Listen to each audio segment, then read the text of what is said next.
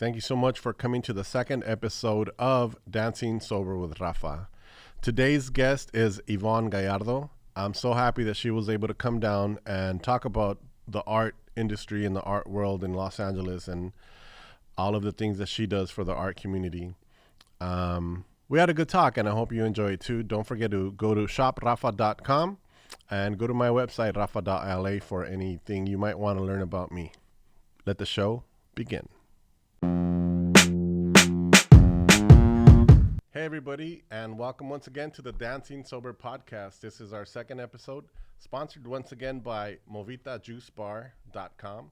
If you want to get something refreshing, take a look at their website.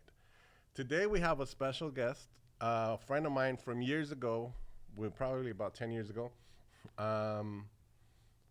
She is an arts and culture consultant. Mm-hmm.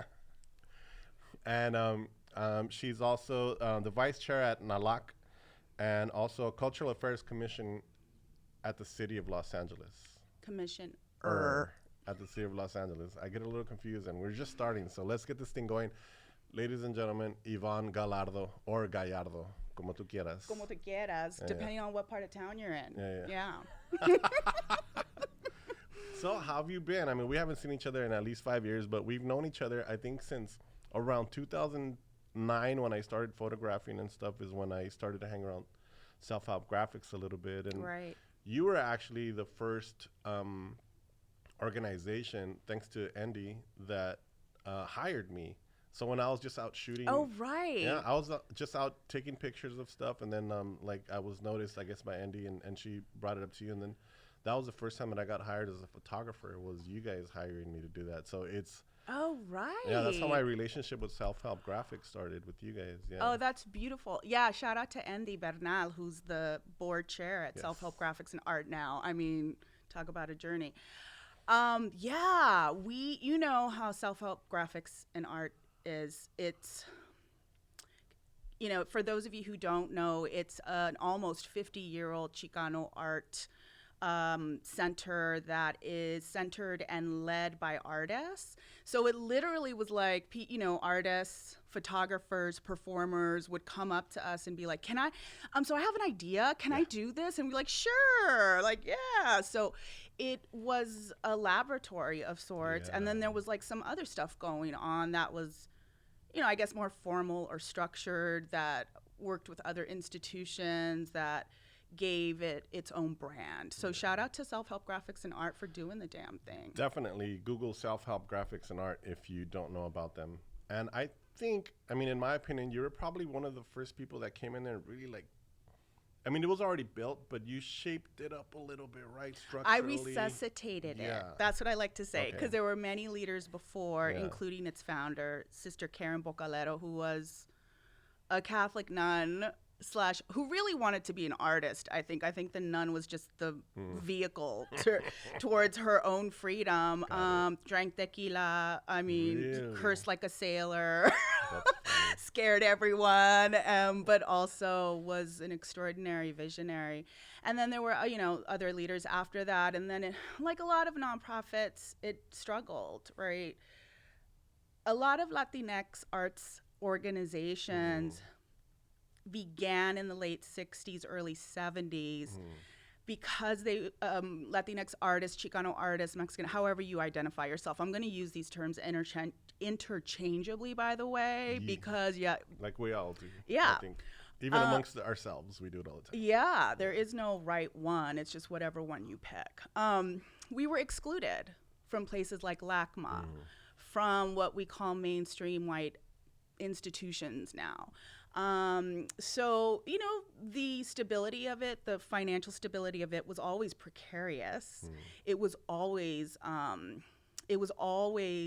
surviving based on where the community was and how involved it was. I went through some tough times, and I guess helped to get its breathing a little more even, bring in. That's a good. Very, one of the toughest things about leading that organization was not the fundraising, although that kept me up at night. It was, how do I bring together really divergent opinions. Like, there were so many people telling me, you need to do this. This is what we need to be. This is what self-help needs to be. And I was like, okay, that's never going to work. How do we bring... You have to streamline it in a way, too. I had to find the in-between. Yeah. And then I had to say, these are our values, and that's what we're led by. However you all want to express it as artists, that's on you. My job is to ensure that we have all of it, right? Yeah. Somehow, some way, it gels. And I think we need more of that, because we're just so bipartisan right now. I don't mean politically. I mean, we're so entrenched in binary thinking, like it has to be this or that. So artists really help to remind me how to not think in binary ways, right? Like because of your processes. So always driven by the artists and how to make it work for them. Definitely.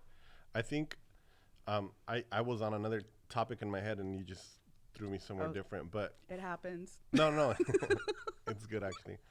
So I think I forgot my question, but it was in the growth of self-help graphics. I think you came at a point where it was growing already and it needed to grow, but it was just kind of like growing wild, I guess. Yeah. And you kind of had to decide well, we can't just let it grow the way that it was growing. And you had to kind of create kind of a trench, or I don't know, something for it to grow within, right? Yeah. And I mean, it's moved on to be a pretty giant organization. Yeah, it's stability, thanks to Betty, right? Coming after me. Betty Avila, shout out to Betty Avila. It's now really, it has stability. It has a future, right, that isn't precarious. We're not working month to month to figure out, are we gonna stay in this space? Or are we gonna be able to make salary, all of that? But yeah, it was important for me to streamline how we did what we did, so that the largest, broadest number of people in our comunidad would feel welcome, right? That what self-help put out in terms of its messaging, how it even looked, right? I was always the madre, clean up this space. It's an artist workspace, I know, but I didn't want folks to come in and feel uncomfortable in any way, or that they were interrupting something, right? And especially in Boyle, when we moved to Boyle Heights, I really knew it was going to be important for us to be good neighbors again, because that's where self-help started, was in Boyle Heights, right? We were coming home from East Los. So it was important to be a good neighbor. It was important to streamline activities and not let it go all wild, so that people would feel a sense of ease and comfort entering the doors, whoever you were, artist, community member. And it's hard enough with us. It's that saying, you gotta ask a Latino to come into your house 3 times before they actually come in, right? It's no, come in. Oh, no, gracias. No, the polite dance. And then the 3rd time they're like, okay. And a lot of people just close the door after the first time. But it's those little cultural nuances, how you construct this thing that will make it really easy for as many people to enter in various entry points, through various entry points, and to stay and to come back, right? And to not have to look on the website for the schedule. You knew every Saturday morning that Vile was having, shout out to Vile1, Vile was having his aerosol art workshop, right?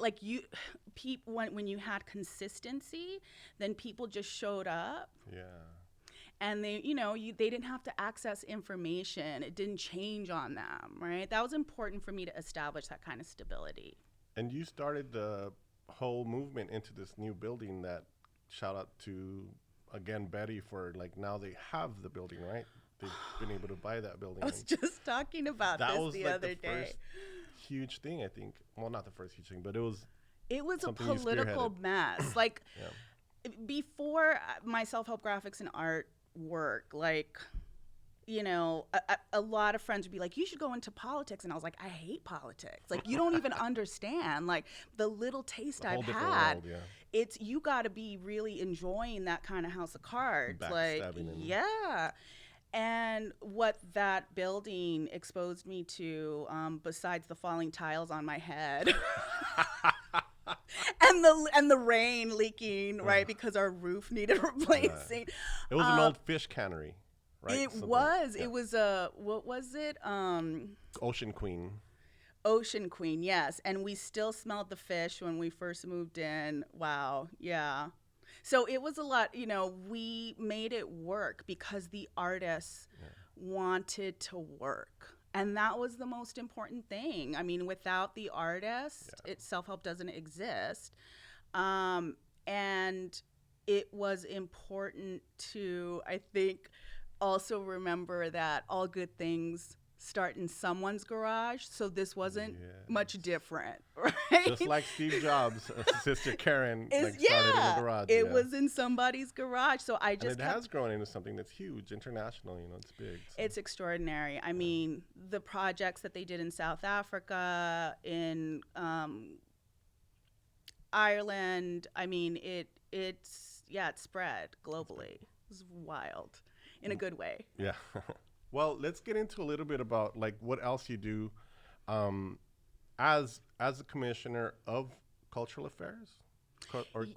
Yes. Yeah, please repeat that title because I'm getting it wrong and I don't want to chop it all up. No worries. It's the Cultural Arts Commission for the City of Los Angeles, and I'm an arts commissioner. Okay. Yeah. And in that position, is there a lot of fun stuff that you do, or I don't know? You know, first of all, I had no idea, like, what am I supposed to do as an arts commissioner? Like, I have no idea. What I've learned is what we tackle are any design or artwork that is going to be built or installed or created on public land, right? So that includes, like, we went through several meetings with the new design for LAX, and I was like, I had no idea this was going to be part of my job, and you know, so thankful for my fellow commissioners who are actual architects, and so it's a team effort, right? We all have different expertise within this thing called, you know, arts and culture for the city of Los Angeles, but we do a whole lot of things, as anyone can look, you know, in past minutes and see. We have to approve traffic lights. Wow. And street light, and not traffic lights. Aesthetically? Street lighting. Yes. Wow. We have to approve telecommunication poles. You're that. like, I want a pine tree and not a. I mean, the stuff, you know, no shade, but the stuff those telecommunication companies try to get away with. Yeah, I can imagine. I could imagine. So it's some, you know, we also have to approve things that are part of, you know, the Department of Cultural Affairs, public community arts programs, right, which is a separate application, but because it will be on city property, or because of how it was set up originally, like a grant, it has to come through us. And that's the fun part. I wish we had more of that every meeting, but you know, can't all be fun. But it's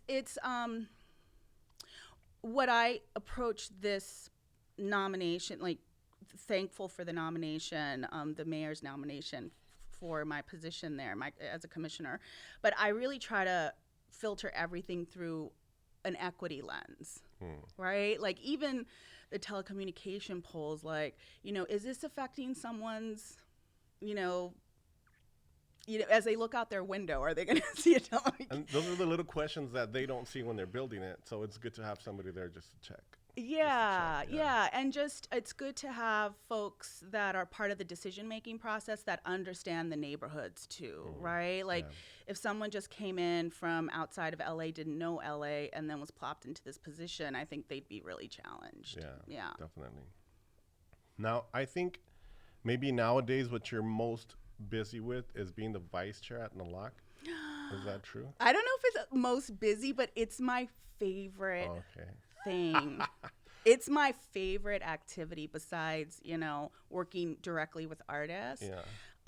So first tell me how you got to that position. And like, I know that they do like a leadership institute and all that stuff. And tell me how you ended up here, because I know it wasn't just handed to you, I'm sure, right? Yeah, so gracias again to Self-Help Graphics and Art, because when I first started working, like not as an executive director, when I first started working at Self-Help Graphics and Art, the opportunity to take part in their National Leadership Institute was presented to me, and I was like, sure, like I've never done a leadership institute. And I was coming from 8 years, 12 years total of living in New York, number one, working at a museum that can be best described as alternative, but also focused on American minimalism and German conceptual artists. Like, whoa, like what? Like, I loved it. It's dope stuff, but it's not. Yeah. So when I went to NALAC, which by the way is the National Association of Latino Arts and Cultures, and that's plural cultures because, ya tú sabes, we have many cultures within this idea of Latinidad. It was a transformative experience. I was taught by people like Maestro Tomás Ibarra Frausto, who is the leading, I guess you can say the leading Latino arts and culture scholar in the country. He's retired now, well-deserved, but he used to work at the Rockefeller Foundation. I mean, just brilliant, right? And I'm here in this little classroom. Anybody can apply for this, right? Anyone can apply for it. NALAC has so many services, including grant programs, grant opportunities for artists and organizations. Go to NALAC, NALAC.org, and find out all about it. But it was just transformative because what it did was it took like all of the technical stuff that I had already learned, but it put it in the frame of a cultural frame that was relevant to us, right, as Latinos in this country. And it took these things that were unspoken that we did, and it applied language to it, and it applied structure, but more importantly, it applied value. Like, this is valuable. All these things that we do that we don't realize, like what to name it. We can't name it. We don't have a name for like how we're organizing or how we're doing things. All of a sudden you figure out the language for it. Like, oh my gosh, I'm doing this, and it's like wig blown. That was what the Leadership Institute provided for me. Awesome. Yeah. And it was Dr. Tomás Ibarra Frausto who, exactly what you said, he introduced these values that we exercise as a community every day, like, conocimiento, like what we're doing right now, right? Vamos a hacer conocimiento. Convivencia, we live in community. So, we're looking out for each other. We live and work in a way that protects this community. And then confianza, right? I'm not good unless you're good. And I'm like, oh my gosh, this is us. Yeah. And it was never described that way. So it was powerful, it was transformative, but more than that, it was the people, right? My fellow fellows who came from all over the country, represented this incredibly diverse idea of Latinidad in a real person form with their own stories and their own fire and goals. And I'm still in contact with like everyone in my class, including Andy. Andy was in my class. Oh, really? Yeah. She was there too. Too. And Bill Moreno, shout out to Bill Moreno. And so many people that I still work with. So it's kind of like what was the commercial where the guy's like, I'm not just the CEO, I'm a customer too.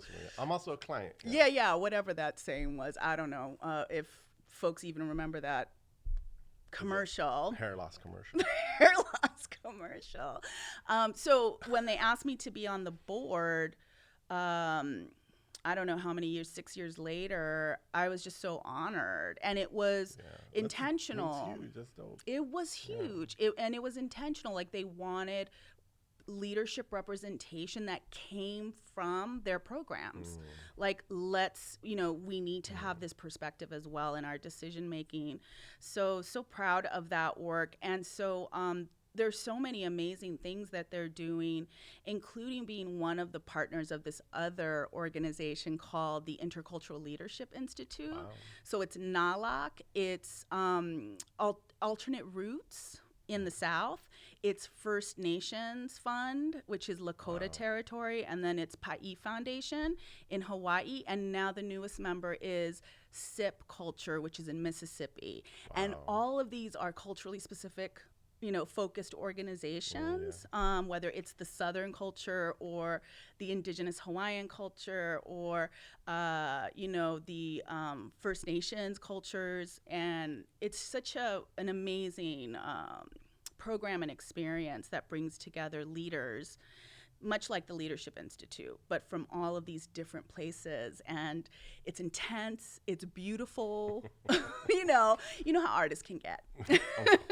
So for somebody who's like wanting to learn more about this, you just suggest go to the website. It's We Are ILI, ILI, so we are ILI.org. Yeah, okay. It's beautiful.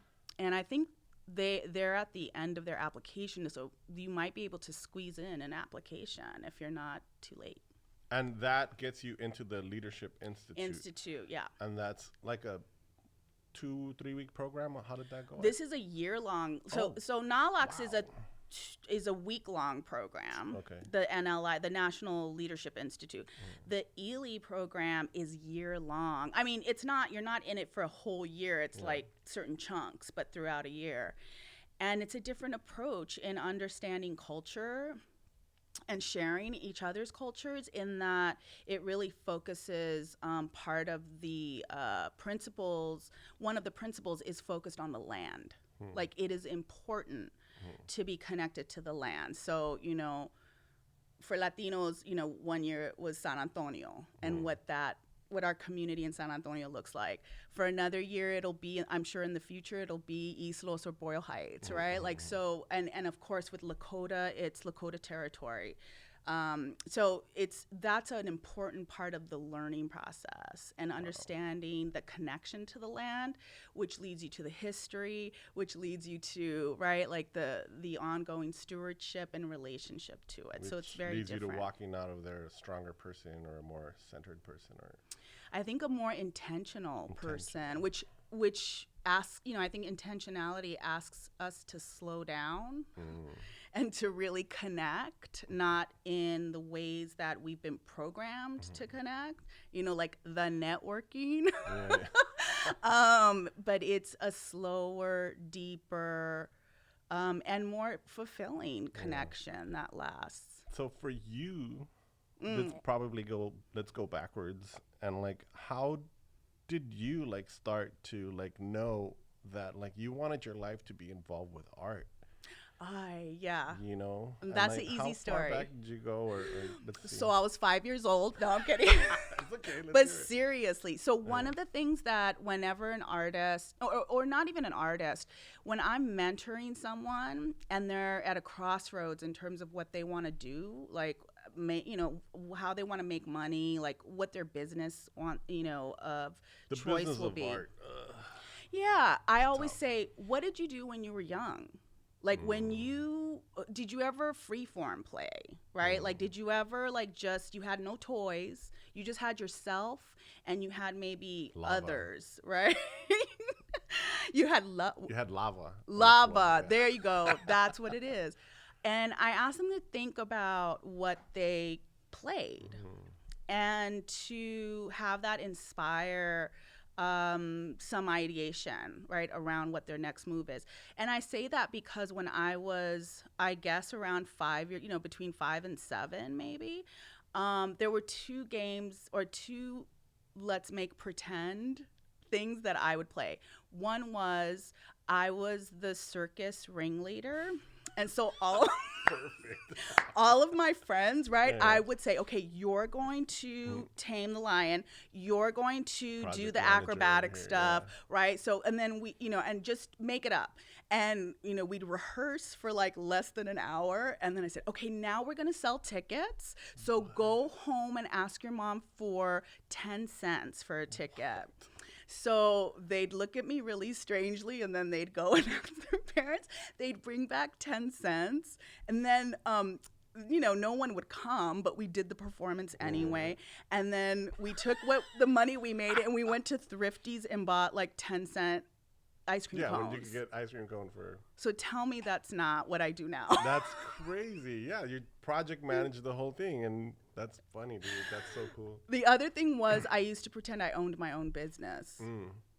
Whatever that meant. I don't know. I was just like taking in cash and, playing with the calculator. Like, I don't know what I was doing, but that's what I'm doing. I moved out of working for organizations and moved into running a consulting business for the past 6 years. Yeah.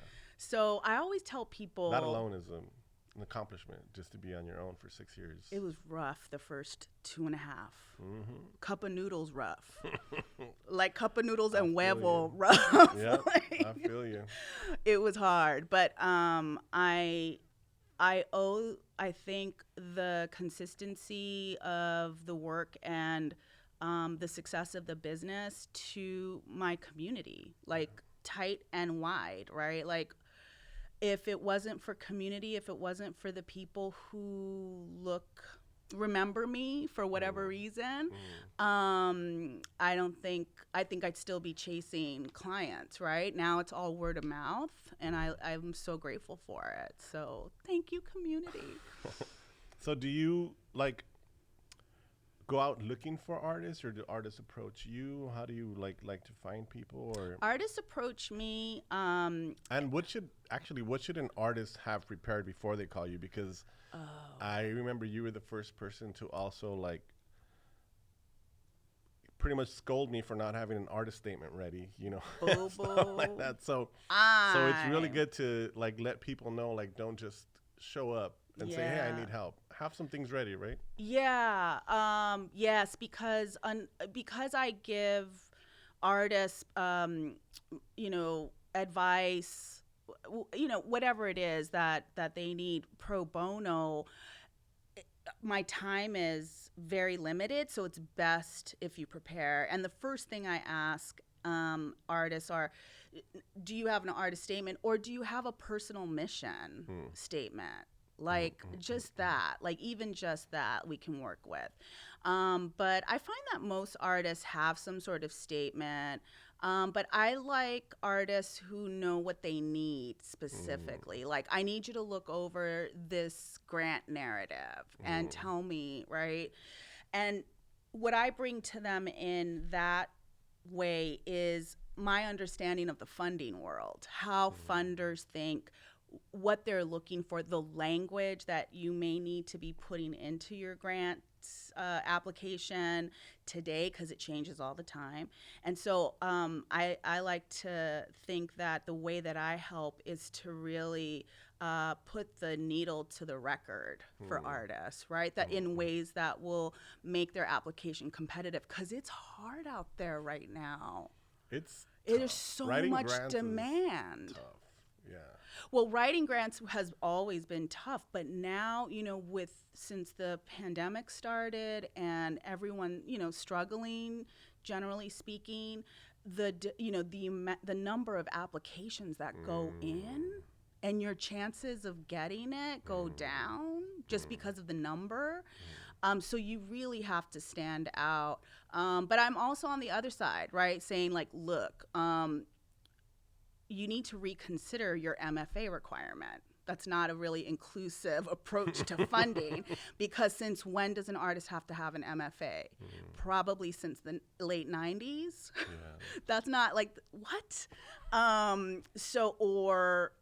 You need to really look through a lens of equity, meaning what artists have not had, historically speaking, have not had opportunity, right? What artists are we completely, historically just have not taken into consideration, like artists with disabilities, right? Like, so I try to push on both ends. But for artists, I think the greatest challenge for grant applications for artists is the psychological barrier that they impose on themselves. Because I have to give funders some credit. They have made it really easier than it used to be. There's a few grant applications that are like 10 questions, simple. And 3 of them are like your address and your phone number and your name. That part. And they've made it really easy for a number of reasons. You know, it's not just them being generous, but they have to read them. During COVID, they just really simple applications for a lot of things. Super simple. Yeah. And so when I have conversations about why aren't our artists, why aren't our community artists, right, submitting grant applications, I come up against the psychological kind of, I don't want to be responsible to someone. I don't want to be on a timeline. I'm guilty of some of these, yeah. Definitely. I don't want to have to produce something. And let me tell you, those are all valid. Yeah. They are valid. I like grants where it's just like free money, but you get the money because of what you've done or because of the work you're doing. But it's difficult for me to get into like a contract where I have to like report for 2 years and, you know, have all these like things that I have to do. It makes it hard for me because I don't have a team. And maybe because I'm a solo artist, it makes it harder for me. Maybe other people can manage that well, but I'm not really good at managing that kind of stuff. So for me, I like the grants that are just like simple.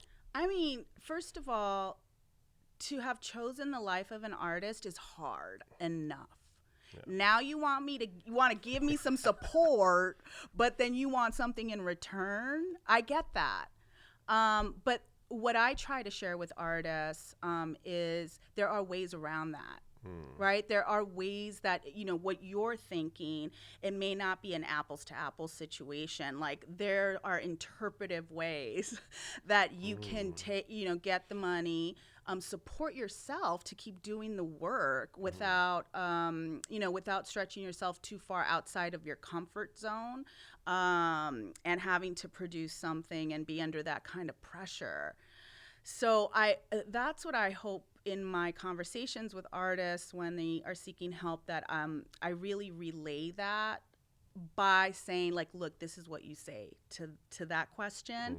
This is how we're going to spin it, for lack of a better word.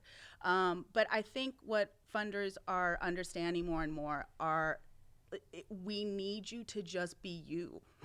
We need you to have the space to ideate, to think about, right? Like, what is the saying? And like, the artist has to remember that too, right? Like these organizations need artists. They need you to be you exactly the same way. Absolutely. Yeah. And what was, I watched the Michelle McNamara documentary. Did you see it on HBO? She was the journalist, the investigative journalist that was uncovering the Sacramento, the serial killer. The murder novelist. Yes. With the husband who's a comedian, right? Yes. Oswald Pattinson. Yeah. So one of my favorite things out of that documentary was him recalling a conversation with her, and her saying, or it was either her or him, but 90, part of a creative's process is 90% just doing this. letting gears run. The empty mind stuff, right? Okay. Like, not just empty mind. It's not empty. There's gears running slowly and they're trying to click. Right? So think about what that requires in a space, right? It just in a time and space. And then understand that that's 90% of an artist's process, and 10% is the actual production, whether it's writing, performing, painting. And that blew my mind in terms of how I think about how we need to support artists, because I think about women artists who are moms. Like, when do they get that time? Like, they can't even go to the bathroom by themselves. Like, when does that happen for them, right? Or, anyone who has a responsibility to a person or thing. So, I love that we are having those conversations in spaces where decision makers and funders are present, so that those stories can be told and those considerations can go into how they form their programming, right? How they form their grant applications and decision makings there. So I think there's a lot more expansion of what we understand about artists, their process, and how we can support them. That's interesting. Yeah, that's really cool. And I think I've noticed that myself too. I have 2 questions from my girlfriend, who's also a curator. Nice. And I said, I asked her for some questions. I said, I want to have questions that my girlfriend would ask. Questions that the wise one would ask. Exactly. She's definitely the smart one. And one of them is, what are your hopes for the future of Dia de los Muertos within cultural institutions? Oh, wow. Yeah. I mean, you can take your time to think about that. But, basically, because right now, the commercialization of it, Target. That's been going on for so long. Remember the 99-cent store? I mean, and then when I went into, I think it was several years back, I went into, what's the Japanese store? The Japanese Daiso, thank you. And saw the Los Muertos. Really? Like, 6-7 years ago. Capitalism's gonna capitalism. I don't even know if that's what she meant by that question, but yeah. So, but she said cultural institutions. Yeah, within right? cultural institutions. Yeah. So. I think. So what I know about Dia de los Muertos, which is a little more than the average person, it has so many expressions like throughout Latin America and Mexico, even just in Mexico, like there's different ways of doing it. And then when you get all the way to Haiti and you see like their Fête Agede, I think it's called, on the same days, right? November 1st and 2nd. You see that Dia de los Muertos as a cultural tradition and ritual really reflects wherever it is at. When it started in the late 60s and early 70s here, when it was revived or recalled by Chicano activists, it wasn't just about the spiritual cultural traditions and rituals. It was about using this as both an affirmation of indigenous identity that had just been erased, right? When the whole mestizo propaganda came around during the Mexican Revolution, it was sort of a reclamation of indigenous principles and values. And then it was also... I'm trying to remember it because I learned this from Dr. Amalia Mesa Baines. Love you, Dr. Amalia Mesa Baines. The other one was resistance, obviously. This was the late 60s, early 70s. So they used Dia de los Muertos to share stories about what was happening, let's just say, in the East Los community, in Boyle Heights community at the time. And so you have these intersections of the spiritual and political that are very distinct, I think, to the Chicano tradition of Dia de los Muertos. I think that cultural institutions need to just be the conduit for that expression. I think cultural institutions that partner with corporate support, they're walking a fine line. And I know that. I'm not judging. I know that from experience because... You have to sometimes. Sometimes, I always say, like, I take the Archbishop Desmond Tutu approach to to funding, which is if I take this money, is it going to help, right? Or is it going to harm? Because he was up against the wall with some De Beers money that he had taken during the anti-apartheid movement. And I mean, he was facing life or death situation, children dying, you know, in this civil war. So, of course, it's not that. But I just think it has to feel right, and it has to be an equal partnership. I've had experiences with funders, you know, corporate funders coming around, and they want to dictate how they want things to go.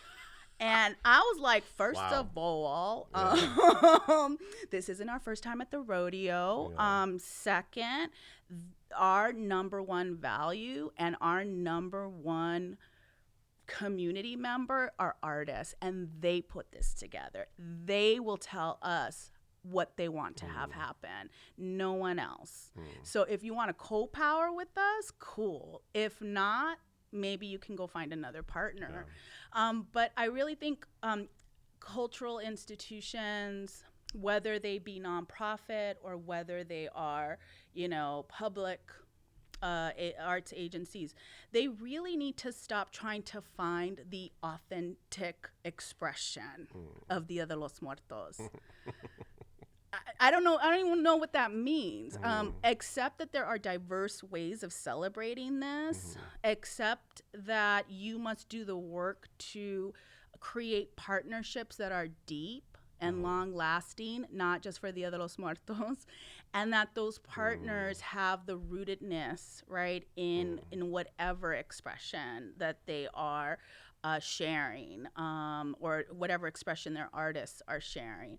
There's just no other way around it. You're always going to be criticized for, like, we don't do that in, you know, here or there. And it's like, okay.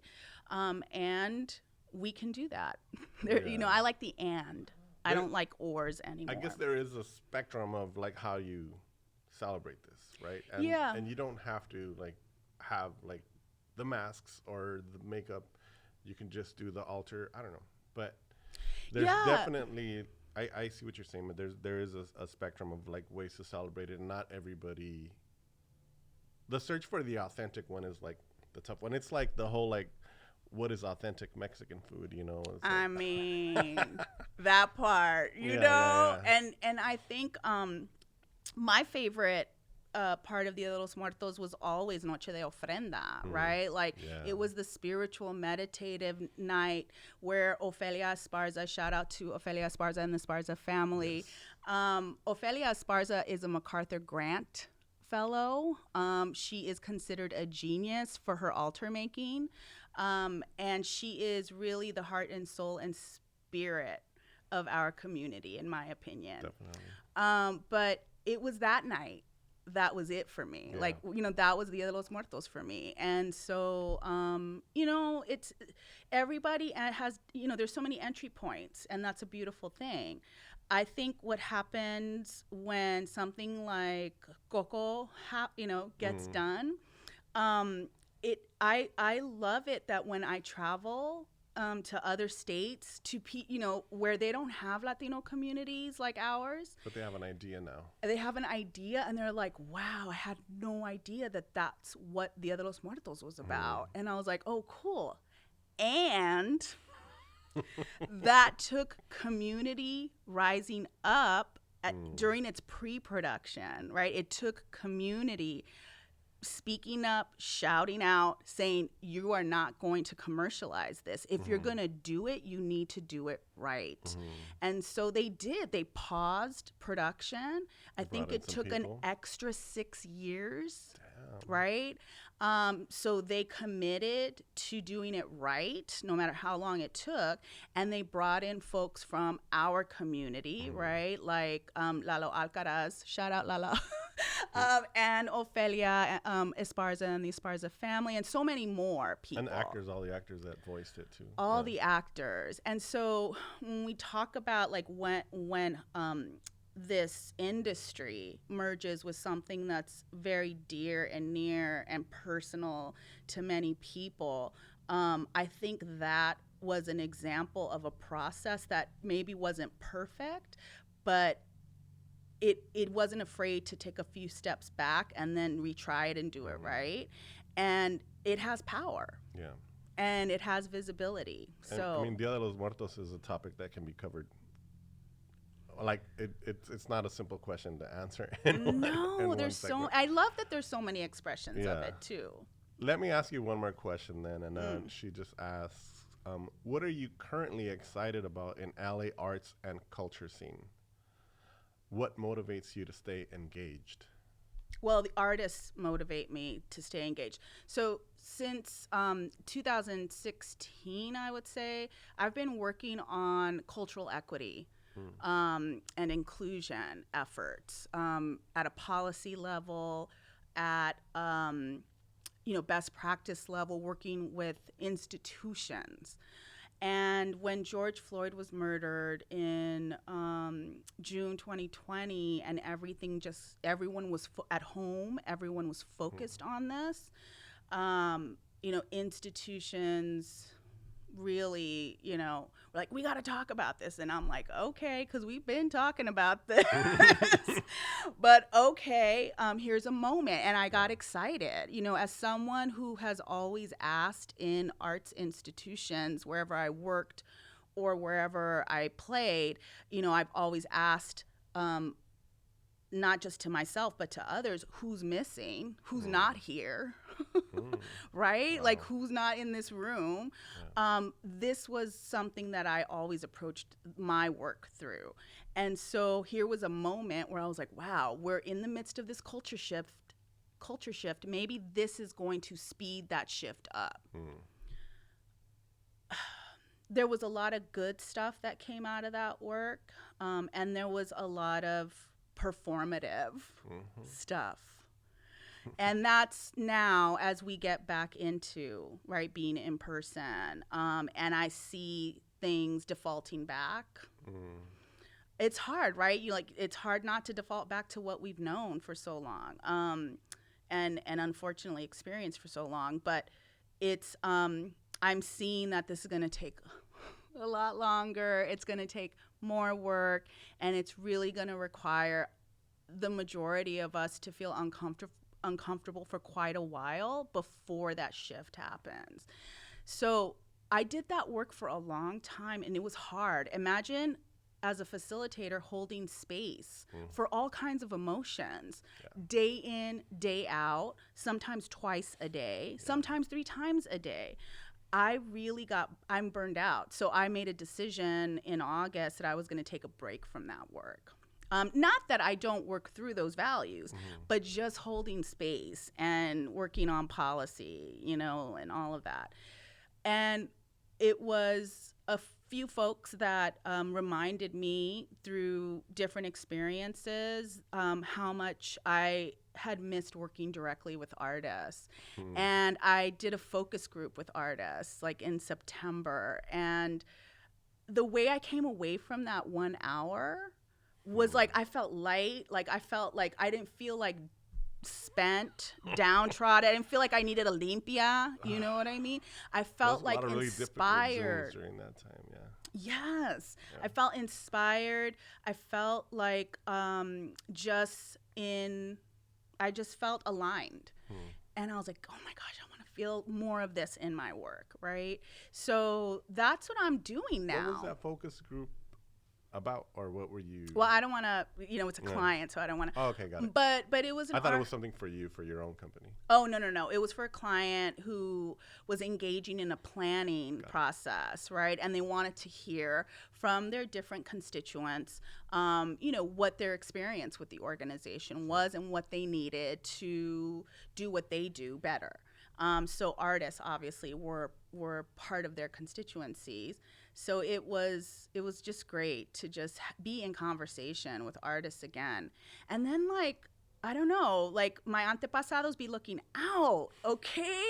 It's both my instinct, my gut, and I know my community and antepasados, they are looking out, because not even a week later, I get a call from an artist-driven residency program. Oh, wow. And they're like, we need a consultant to help us do planning. We're just starting this whole thing. And I'm like, oh my gosh. So, I'm not saying it happens all the time like that, but maybe it's karma. but I need that shift right now. I need to do that work. Definitely. This reminds me of like all the different types of jobs there are within the art world.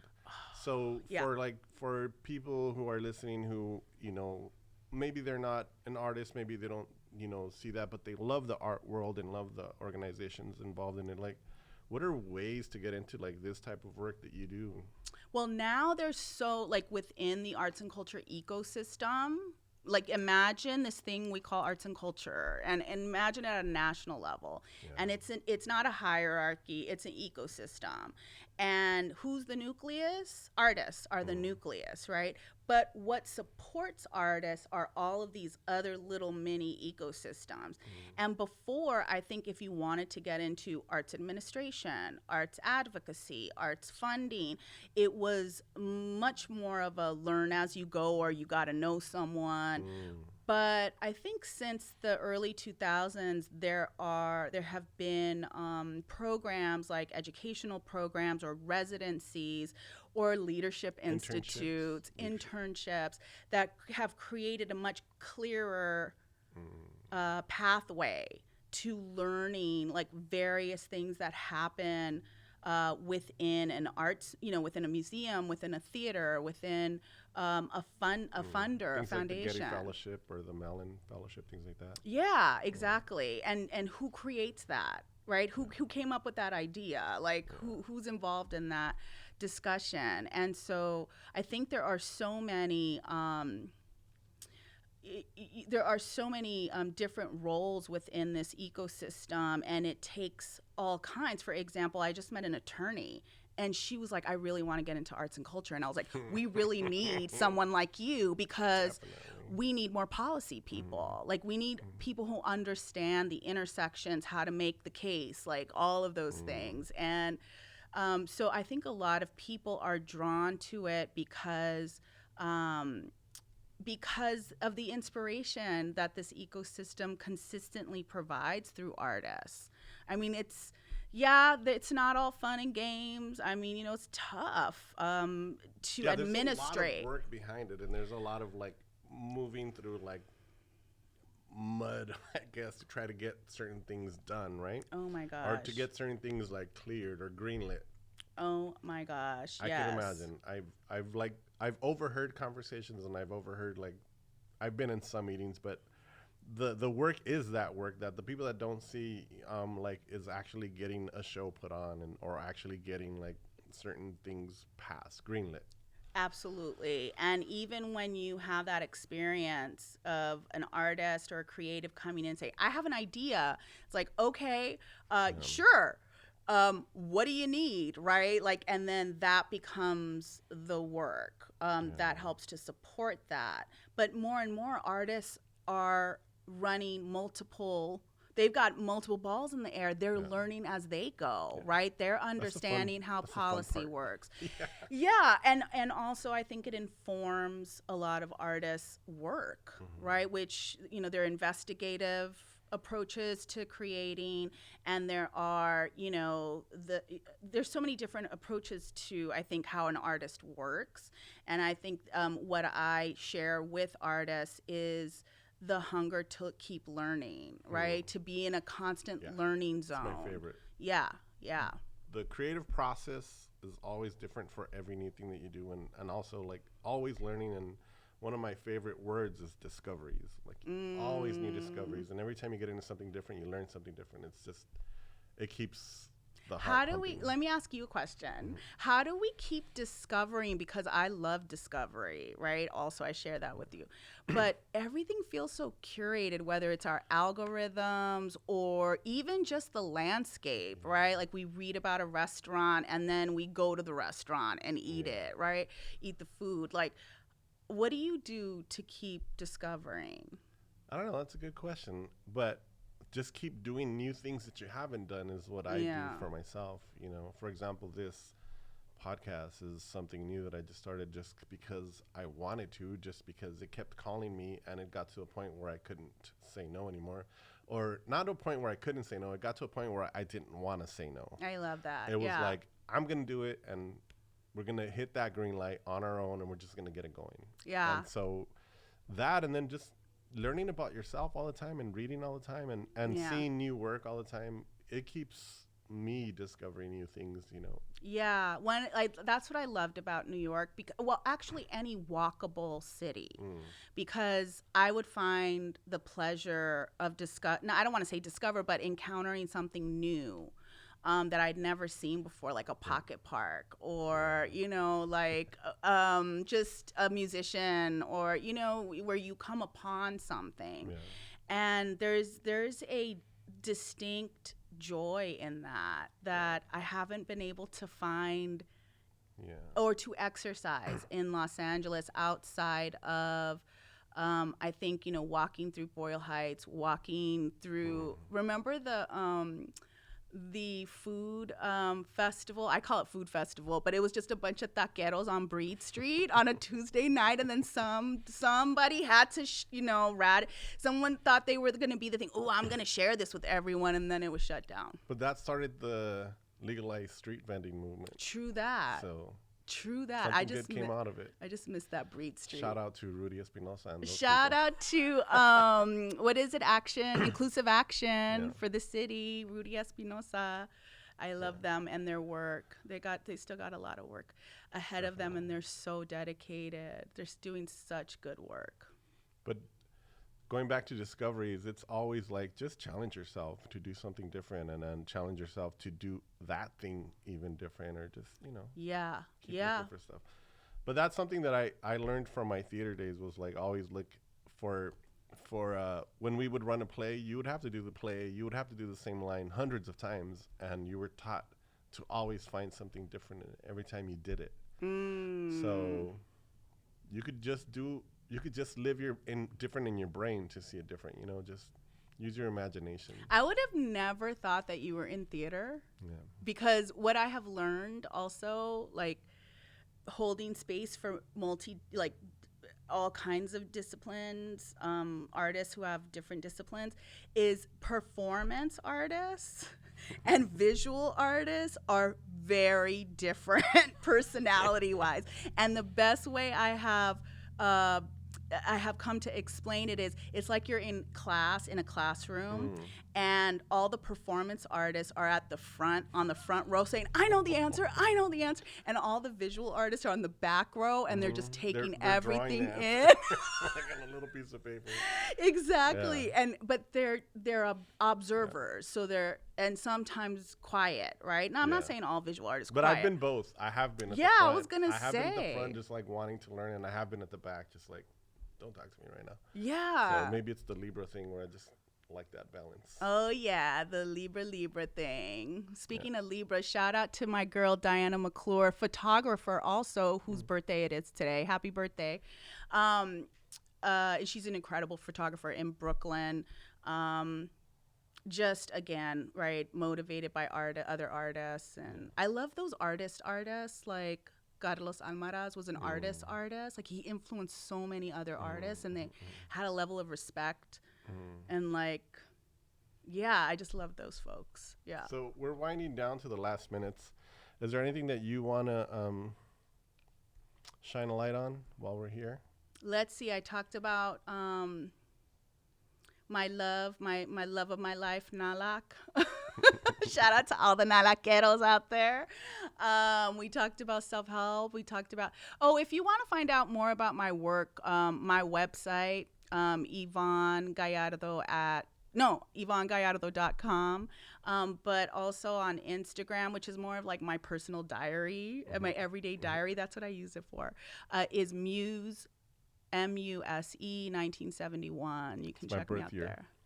That's my birth year too. I'm just aging myself. We didn't talk about being 50. You just turned 50 then. I just turned 50. It was the worst. No, it's not. It's the best. It was the worst. 51. 51 is going to be the best. Okay. Yeah, 51 has been. I mean, 30 opened my eyes to age. 40 hurt a little bit. And I think I'm ready for 50. I was really looking forward to 50. Yeah. For many, many reasons. It was so anticlimactic. And then it got hard. Because you know why? Like, here's to the young folks in the viewing world there. Once you hit 50, it's like Well, I call it like you kind of going uphill, and that's when like you hit the hill, and then you're it's all downhill. Your body's like, hi, we're not going to work anymore. Yeah. Hi, we're just going to. The body, like you must surrender to the deterioration of your body. And I think, it's just generally hard to tackle any health issue, but it's like clockwork. Keep it working. Yes, keep just healthy. Do whatever it takes. Do whatever it takes. But I'm convinced 51 is going to be stellar. And I'm going to remind you wanted to show. Oh my gosh, yes, I had a gift for Rafa. So I wanted to bring, speaking of another amazing Libra, I brought you a T-shirt from Slanguage. Shout out to Mario Ibarra Jr. and Carla Diaz. Yes, who has a show up right now at Luz de Jesus Gallery. Yeah. That's a beautiful show too, by the way. Although I'm not from, actually my dad's family, part of them goes back to Wilma's. Yeah, so shout out. Shout out to Wilma's. I love Slanguage, big fan. Yes, we love you, Mario and Carla. So I end the show with one question, and this question you can answer any way you want, but try to keep it to one sentence. And if somebody asked you and you only had one sentence to answer in, the question is Evonne Gallardo. Yes. Or Evonne Gallardo. Yeah, that feels better. How do you do it? How do I do it? I trick my mind to overcome my fear. Trick my mind to overcome my fear. Yes, that's how I do it. Thank you very much. Thank you to our sponsor, Movita Juice Bar. We'll see you guys in another week. Gracias. Thanks, Rafa.